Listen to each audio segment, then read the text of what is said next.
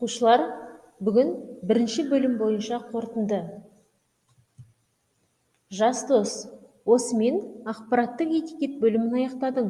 Бұл бөлімде информатика кабинеті мен компьютердің негізгі бөліктерімен таныстың.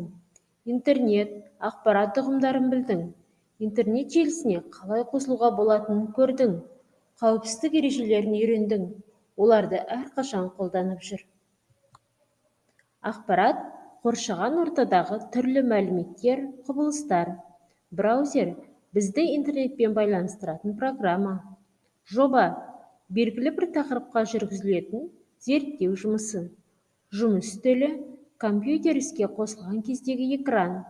Интернет ақпаратты сақтайтын және тарататын бүкіл әлемдік желі. Тест жұмысын бастайық.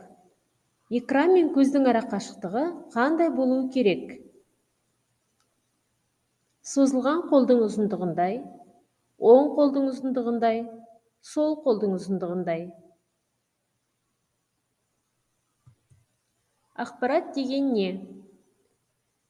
Бізді интернетпен байланыстыратын программа, ақпаратты сақтайтын және тарататын бүкіл әлемдік желі, қоршаған ортадағы болып жатқан өзгерістер, құбылыстар.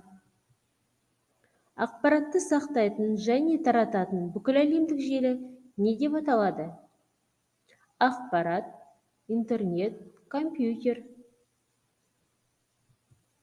Бізді интернетпен байланыстыратын программа, ақпарат, браузер, жүйелік блок.